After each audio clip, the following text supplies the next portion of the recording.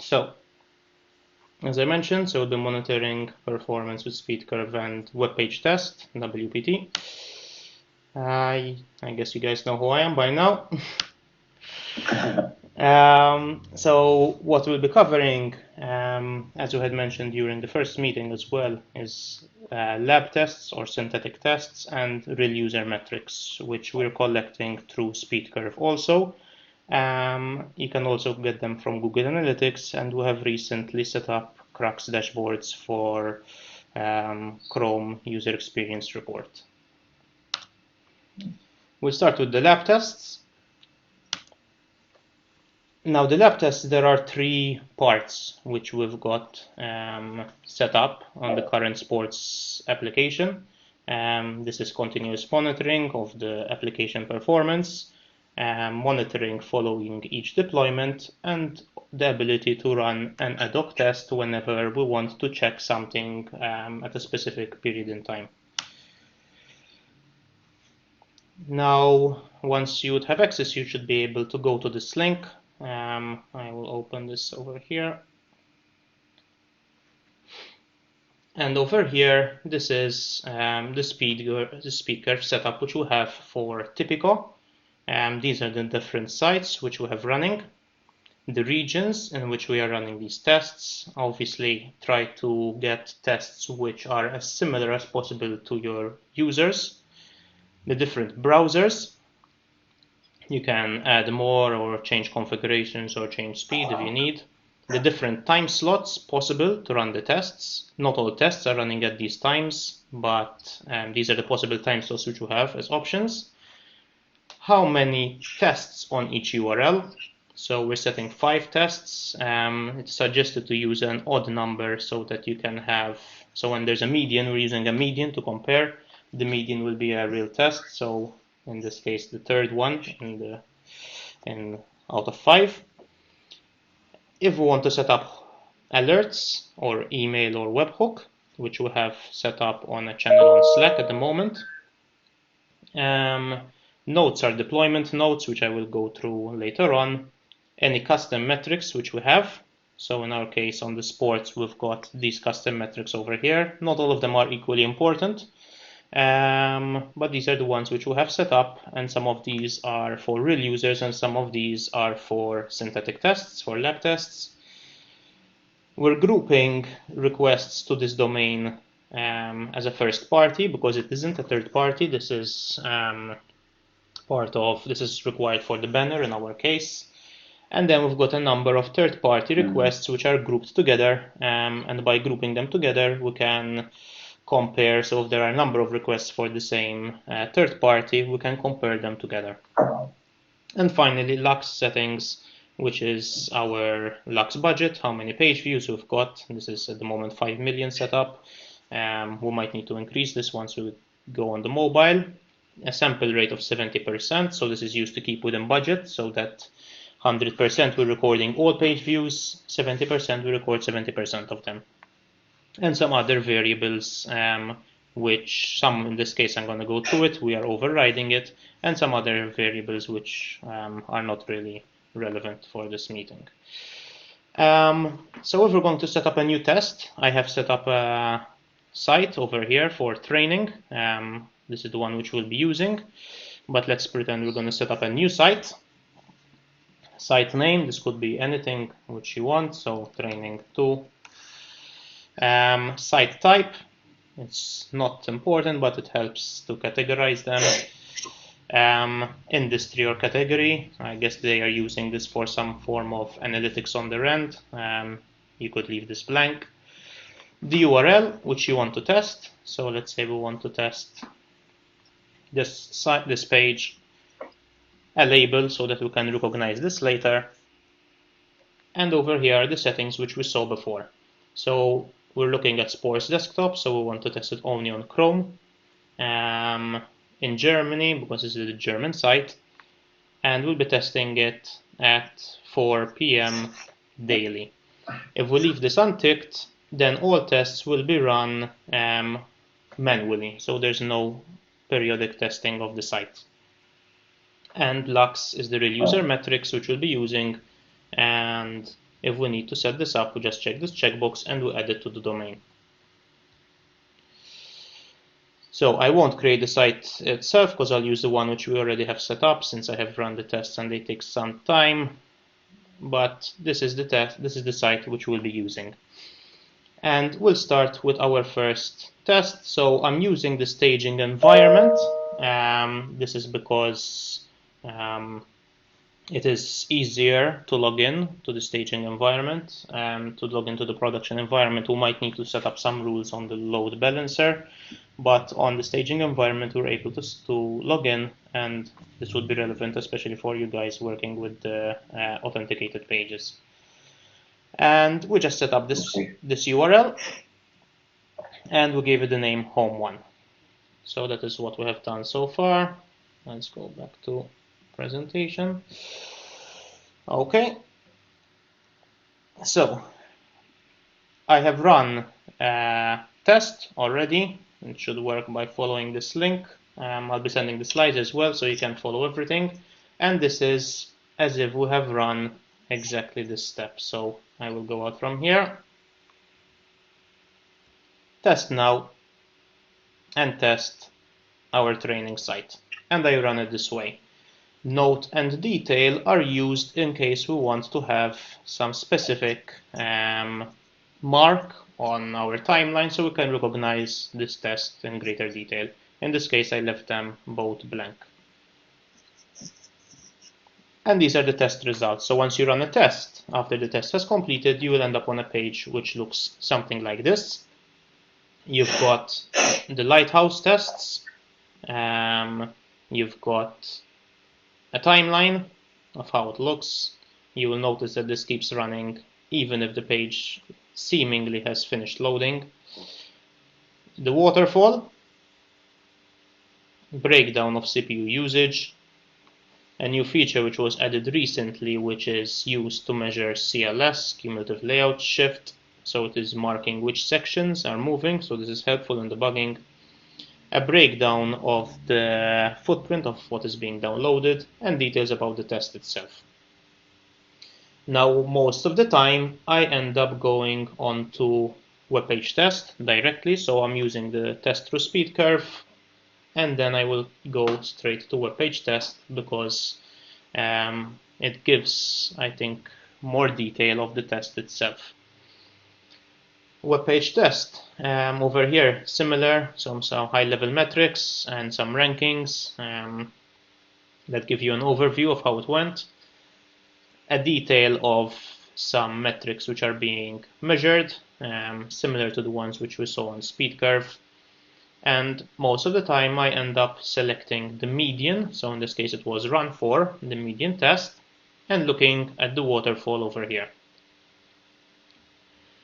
Clicking on the waterfall, we've got, similar to what you might have in Chrome DevTools, a breakdown of how the page was downloaded, when the page is ready, and different events, when there is some CPU usage, number of requests. So here we can see there are a lot of stepped requests that keep on going for a long time until the test times out, actually at 120 seconds. This is for the default events, so this is to poll for data. A breakdown of CPU usage, network usage, when the page is interactive, and the CPU main thread. Some more details which I will just skim through, the connection view, so from where it's downloading the different assets. And if you've got, these are all the different requests, so the same ones which you have in the waterfall. And for each request, you could, for example, let's go to one of these polls, and you've got the request header, the response details. In this case, it's not an image, but if it would be an image, you would have it over here, for example, as well, or if it's text or HTML, it would show up over here. And these are then used to break down, to go into greater detail of each request. So like I mentioned, this one is polling, and here we're polling for live events. Okay. So this is a very good resource for WebPageTest if you're not familiar with it. quite a lengthy article, but worth reading. You've got, so this is the web page test which we're looking at. Here you've got the key, which we have covered, the request list, pages interactive, and the request timeline, which is this section over here. Then for an individual request, so in this case we're looking at the first request, it is broken down, the request, into smaller sections. So this is when we know we need to start downloading this asset, time spent on DNS lookup, time spent on connection, time spent on SSL. Then this part over here is time to first byte. Then the solid section is when it is actually downloading it. So this part, it starts downloading it, and over here there is some JavaScript execution in pink. In the meantime, over here it found out it needs to download some banner in this example, and it starts downloading the banner over here. If you have any questions, just throw them on the chat, don't worry, and I'll try to tackle them as soon as I can. So over here we've got an example where the files are being downloaded. If you notice, there is little sections where the files are being downloaded, so it's not a consistent download. So the download is being chunked into smaller downloads, many concurrent downloads, and you will see, for example, you've got HTTP2. They will start simultaneously. If it's HTTP 1.1, you will see that they are very often stepped because there is a limit on how many downloads from the same domain. And you will see as well that the network bandwidth over here shoots up to the maximum, and then, so here it shoots up to the maximum, and then here it goes down because there are less requests and it is downloading. I think it's called multiplexing, but it's downloading a bit from the different assets based on the priorities which you have in HTTP2.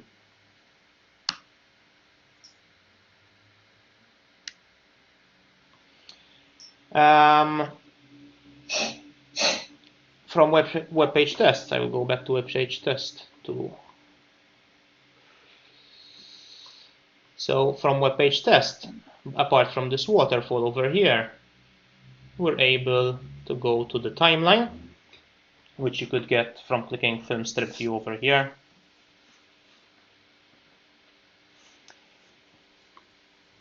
And over here you've got, so the first thing is, let's make it 0.1 seconds, and we'll keep going until fully loaded, so it will be a long timeline.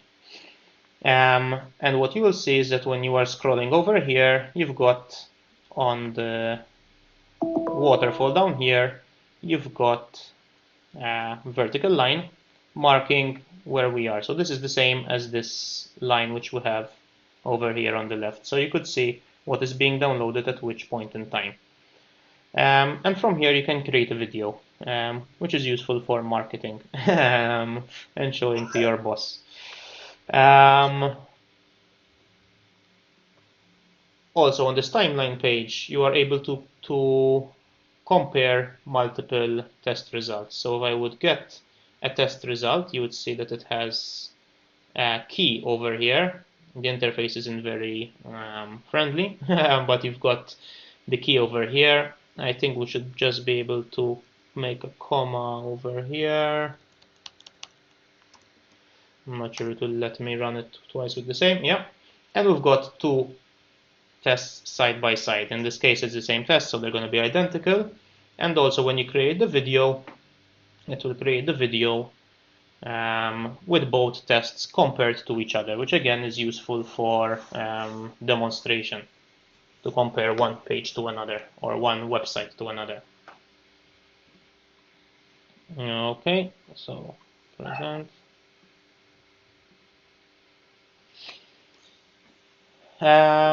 Okay, so we've gone through WebPageTest, we've gone through the overview of the screen which we have on SpeedCurve, and we've gone through the timeline and video. If you have any questions, again, just feel free to interrupt me. But now we need to take our tests to the next level. Why is that? So if we would take a look at what we've got over here, we will notice on the video that first of all we've got this pop-up over here for the consent for the GDPR policies, and secondly, this test, even if it looks like nothing is changing, this test keeps running for a total of 2 minutes, which is the timeout for the test. So we need to improve our test to get more reliable metrics. And for this we use scripting in WebPageTest. So WebPageTest allows for some scripting. If we click this link, it would give us the documentation for it. There's a number of commands which are allowed. It's tab delimited, so in case you forget, this sometimes is quite, you replace it with spaces, or your IDE replaces it with spaces, you might get stuck. So it's tab delimited, and over here you've got a documentation of all the different scripts which are allowed. Now in our case, the first thing which we want to do, we want to remove the consent pop-up. So the consent pop-up is what we're seeing over there. And to do this, I have set up a cookie. I have set it up on this URL, and this is the value which I have set. So I have given consent to all. Now for this consent pop-up itself, there's a requirement of 1, 2, 3 cookies in total. But this is just an example of how the cookie is set up. So you do set cookie, the path, and the value. If there is no time to live or expiration information, it will be treated as a session cookie, which is enough for most of the tests which will be running. And we'll run the test again.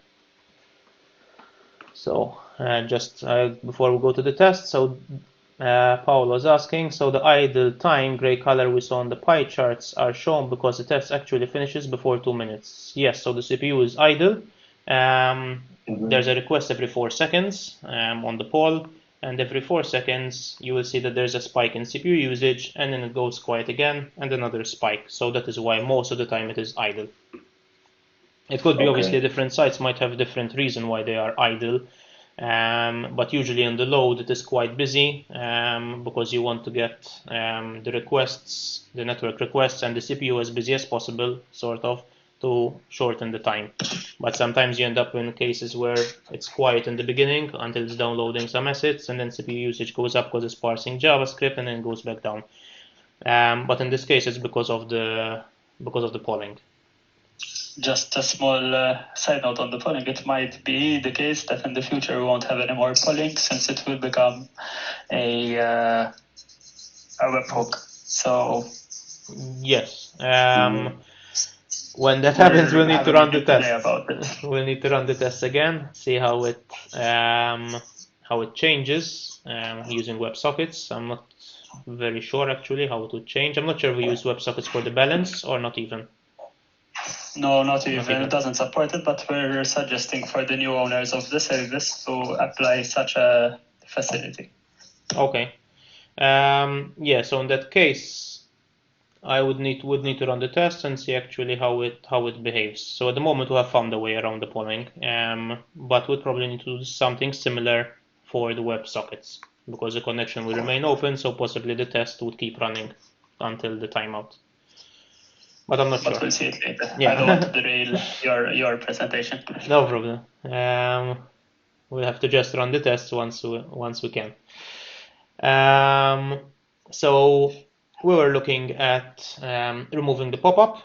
So we have added the script. So to add the script, before we go look at the results, if we go back to our training site and we look at homepage 2, you click on this icon over here and you could add the scripts. I have also updated the viewport size to the one which is most common on our website, so that the images are representative of what the user or most users would see. And I have added the 3 cookies which I mentioned before. And finally, you have to make a call to navigate to the page which you want to go to. I have run this test, and these are the results over here, so same screen as before.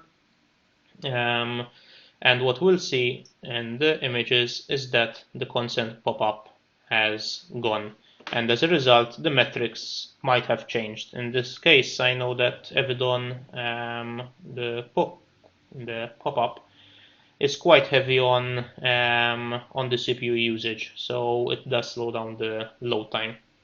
However, our website still has these spikes, so these are the polling which we mentioned. It still has these spikes for the polling, and it still takes 2 minutes until it is fully loaded. And this means that when you're doing some comparisons, obviously, it's difficult to compare because obviously this number is not representative of the truth. So the next step, so we looked at the results.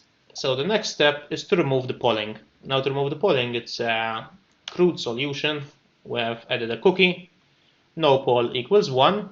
We have done code changes so that if this cookie is present, don't poll, literally. We added it to the test. We'll go back. We have added to the test. So if we look at now test 3, we have added our no poll over here. And if we look at the results, I'll go to the results from a different screen just so that we familiarize ourselves with the UI.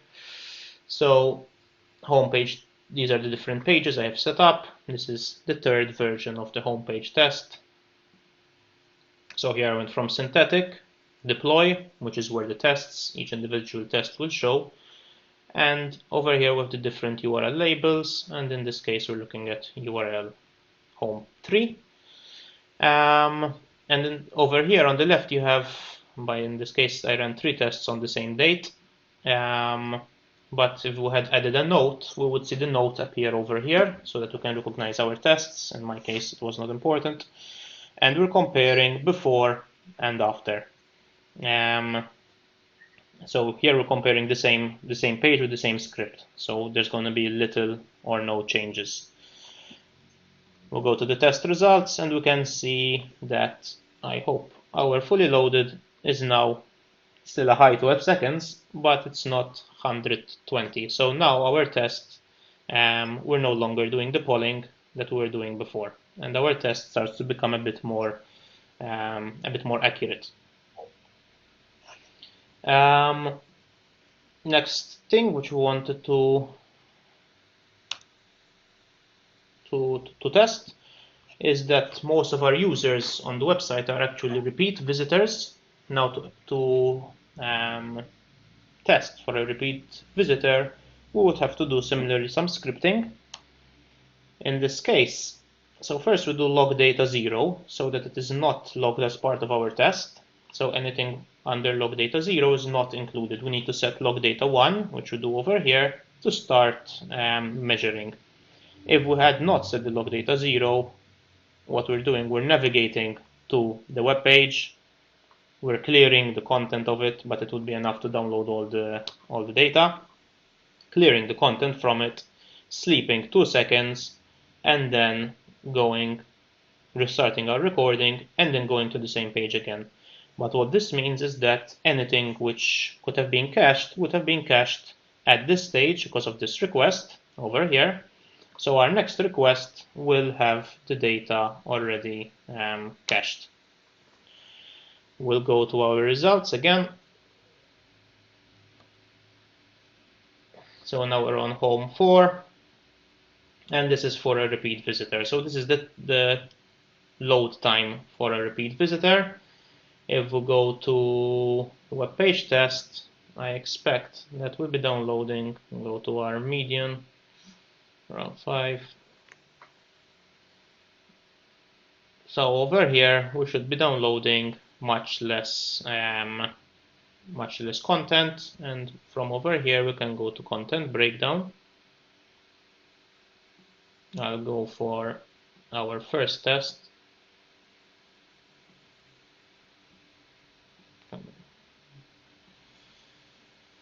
And we'll go to run 4, content breakdown. and we should be downloading much less. So JavaScript, there are 4 requests for the repeat compared to 34 for the first time. And then here you've got the size. So again, we look at JavaScript, it's 5 megabytes uncompressed compared to 147 uncompressed, which are possibly third-party scripts which are not cacheable. And you've got the breakdown over here again of what is being sent. So over here we're managing to mock or to test for a repeat visitor. The next step would be, and this is especially useful for who's working on the account app, would be to test for a logged in visitor. Now to test for the logged in visitor, the same, we create a script. This is part of the script, the top part is unchanged, it's just setting the cookies. We have added a header, x forwarded 4. This is used for reCAPTCHA whitelisting. So reCAPTCHA has a whitelist. It works on staging. It does not work on production. So if we want to test production logged in pages, we would need either to allow for this header, which at the moment we do not, or another header with some random value, which, if present, bypasses the reCAPTCHA, which I think could be done quite easily. At the moment we're not doing it because I'm just testing on staging. We go to the login page. We find the element on the page username. We'll put in the username. We'll find the element password. We'll put in the password. And then we submit the form. We're gonna wait 2 seconds, clear the page like before, and then we start logging our data to the same request, to the same URL. If we open our test,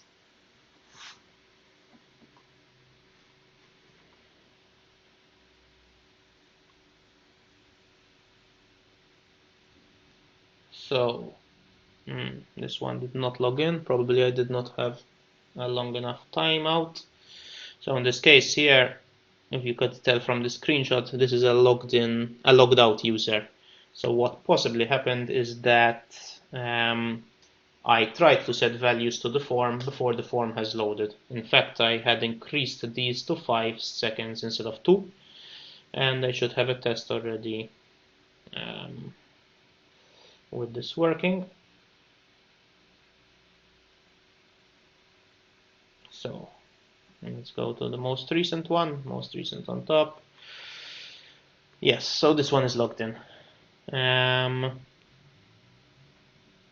And you can tell from this is, so there's 2 requests. The first, I must have something wrong with my time, because here's the first page, and then here's where I cleared the page. So I probably had log data 1. I forgot to set it to 0 at one point when running this test. But here's the first request to the page, clear the content, and then reload the page. And over here we can see that the user is logged in because we can recognize the logged in section in the header. And the same works for the account app. So if we're doing good time, so in the meantime we can try set one up for the account app. Again, if you have any questions. Why is our PWA score low? So this one, I don't think we have a manifest.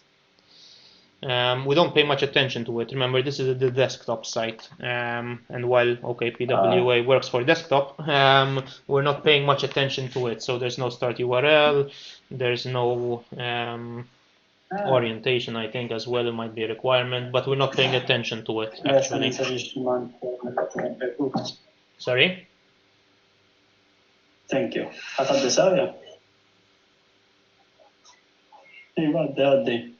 Take your time. You're not muted, Phil.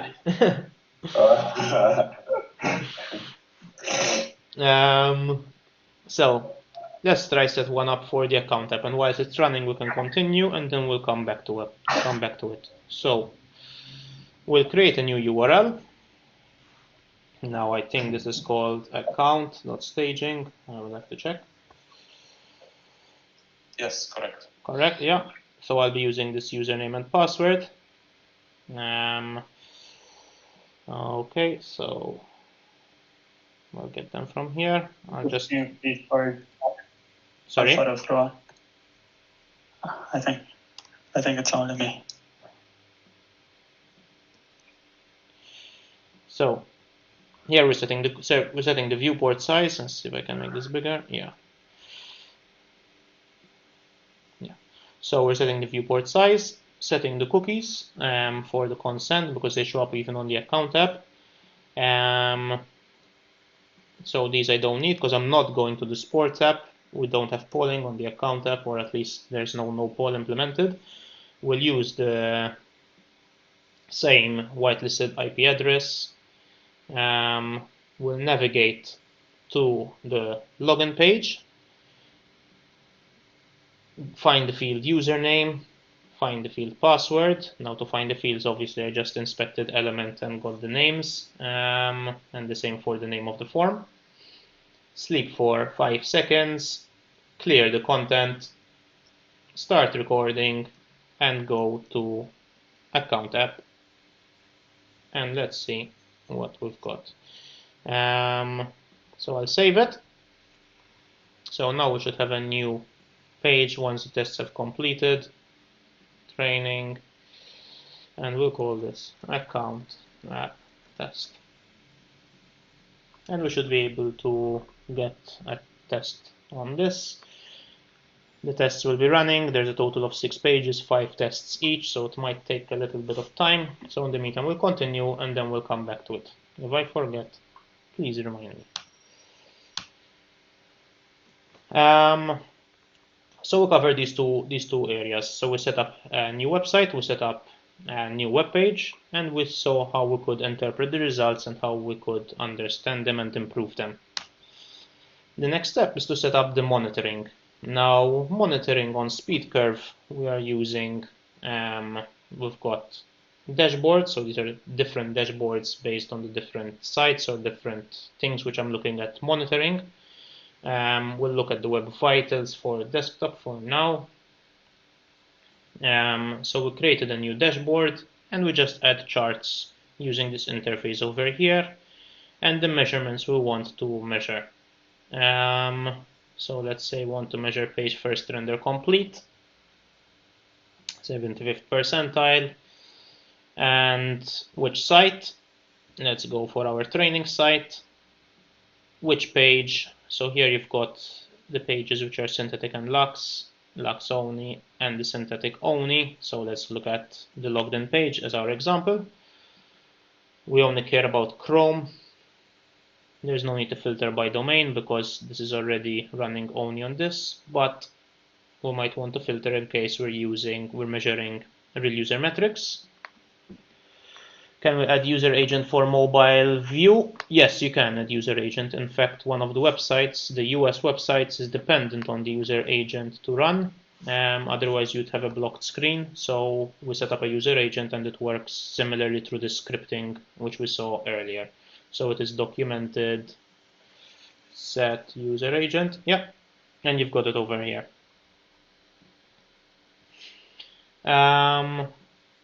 So sorry, back to we set up the dashboard. If we want to set up any budgets, so let's say page first render complete, real user metric we're looking at, the threshold will say if it jumps 5 seconds or else rate of change or both. So if it varies by 20%, and these are the notifications which sometimes we see on Slack because there is a sudden drop in CLS usually and then it goes back up, and it's usually based on time of day. And we want to send alerts when this happens 3 times in a row. So we're looking at 3 hours in a row with this exceeding this threshold. So if it goes up just once and back down, we won't get a notification. And this is to try to get rid of as much noise as possible. We'll press save and we'll get our dashboard loading over here. This is for real user metrics, so it might take just a bit longer for 3 days. And we'll create our dashboard over here. once we have our dashboard set, no data to display. So I'm because on this page there is no page first render complete with real user metrics. So I will change that to, let's say, fully loaded, which is the one which we're looking at was 10 seconds. Yeah. 75th percentile fully loaded on training page. Yeah. And we've got our fully loaded displayed in a chart. What I was saying is that once we have set up our dashboard, we could, from this screen over here, set up email alerts. So this is a weekly report, which at the moment I'm receiving. You could add yourselves to existent ones, or obviously create new dashboards depending on the need. Email alerts, so the threshold which we saw before will, every time it is exceeded, you will receive an email. Now I don't use the email alerts, instead we're using the webhooks, which are connected to Slack. So from Slack we created the webhook and we just input the URL over here. So every time the threshold is exceeded, it is posting directly into Slack. And this helps us to monitor, continuously monitor this data. Let's just check if there's anything else here. Yeah, so okay. Also, for monitoring, we've got a second part, which is monitoring each deployment. So every time there's a deployment, we will be calling the SpeedCurve API, which is accessible through this link. The documentation is accessible through this link. In our case, we are running a deploy. So this is taken from our Jenkins. Each application has its own, I think it's called a Groovy file. And this is the command which we're running. So we're running a curl command for the API, as documented over here.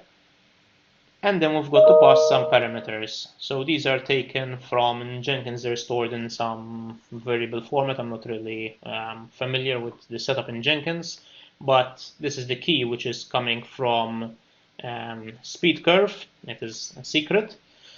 The site ID, which you could get from each site, is set for each site.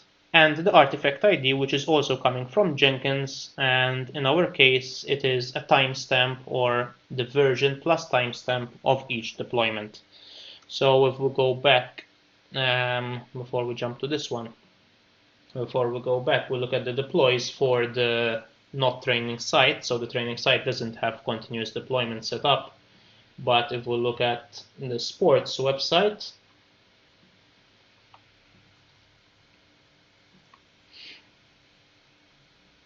you will see that there are these lines visible on the chart. So there was a deployment, and this is a deployment artifact. Sorry, this is a deployment artifact ID. The site ID, which we saw in the Jenkins script, you get it by clicking on the site and getting it from the URL over here. So like this, we can set up a continuous deployment through Jenkins. Okay. And as I mentioned, it will show up on the chart so that you can see, and this is actually more useful for us because we can see each deployment, what is the impact on the performance. Okay. So Philip is asking, because he had internet issues, what is the continuous deployment part, please? So continuous deployment is that every time we are deploying, we are running this command through the Groovy file, through Jenkins. We're calling the SpeedCurve API, in this case the deploys endpoint, passing these parameters. So this is a secret key which you get through SpeedCurve. I'll be able to provide it or explain how to get it, but it is a secret, so I've not included it in the slides. The site ID, which you could get from the URL when editing the site, and the note which is displayed on the timeline. And in our case, artifact ID is it's a Jenkins variable, and it refers to the timestamp of the deployment, so or the version, or both. So if we look at it here, this is version 3.8.519 of the site, deployed on 2nd November at 9:30 a.m. So like this, you could compare the different deployments, and this is actually, we find this quite useful, more than the continuous monitoring of daily traffic actually.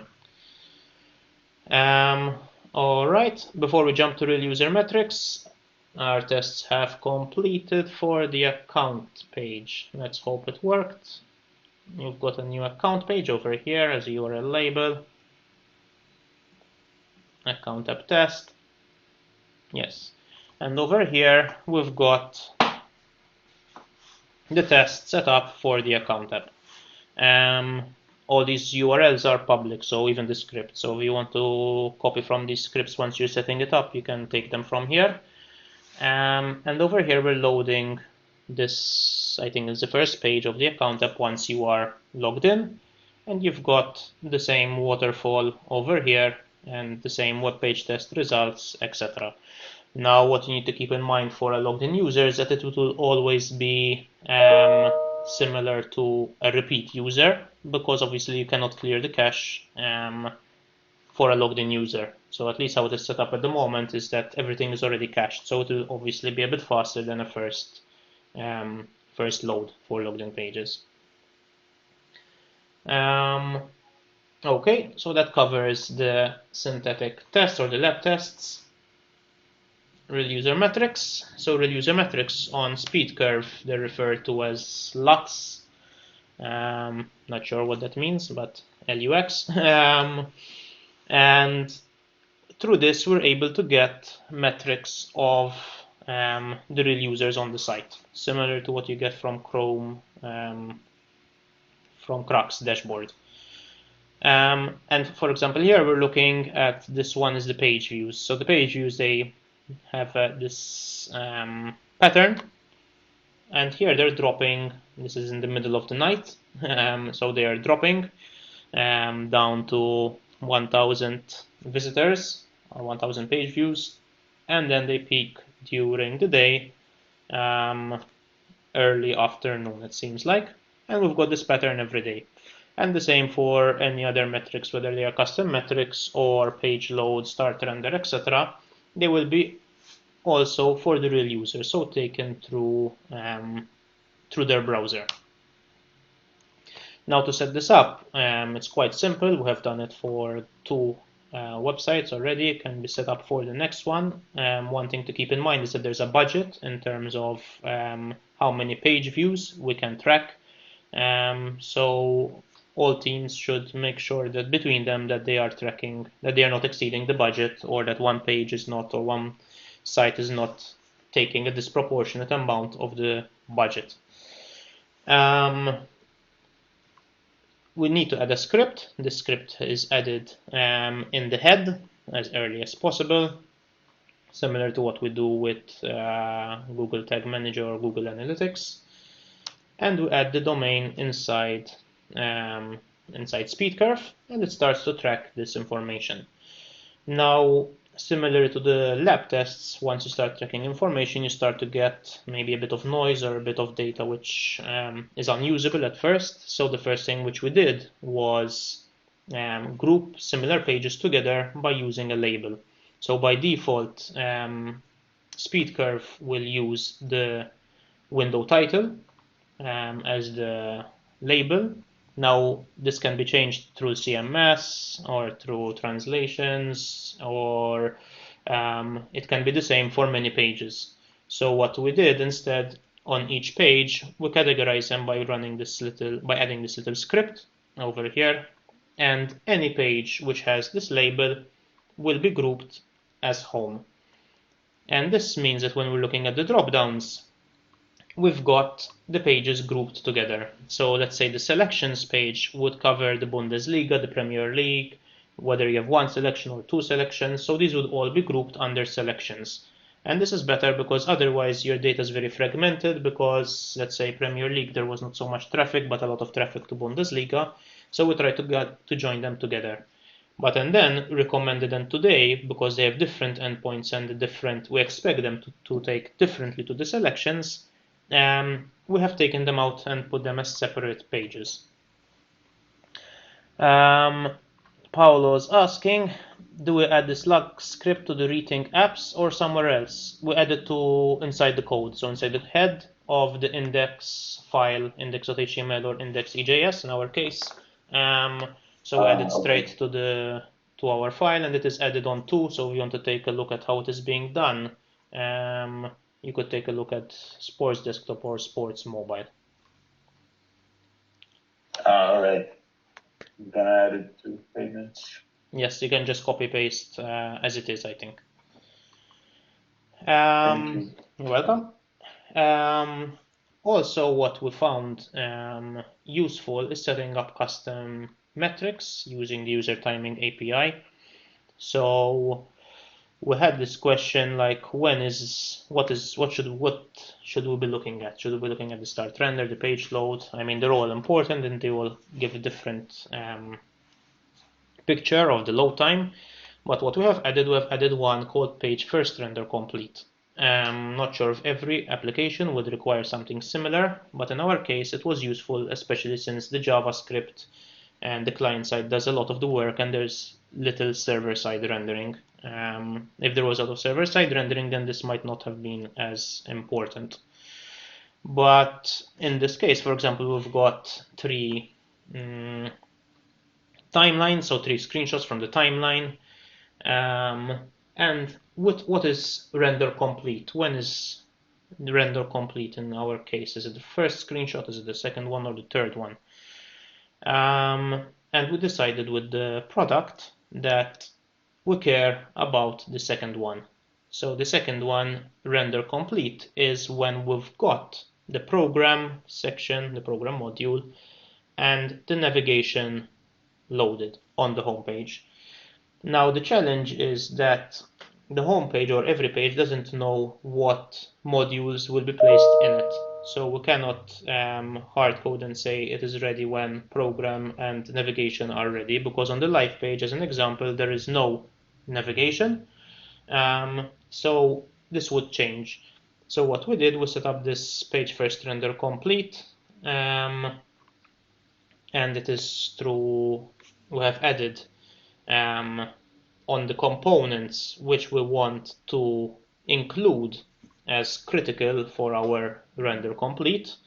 We have added the React profiler because it is very timely, and when the event is fired, the render event compared to component, did mount, or on effect, this fires much earlier on render, because the others, there will be other things in the render tree which are being handled before it will call your on render, or before it will call your component did mount, sorry.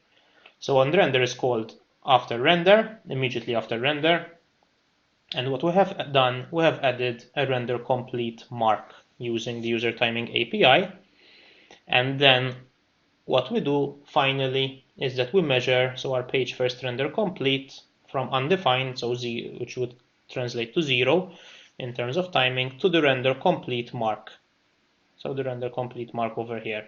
Now what we have is that the components, since there's a lot of work being done on the client side, is that they will update many times. Or first there's the mount, and then there's the update with data, and we want to take the one which is complete, not the first one and not the last one. And to do this, we're looking at the data.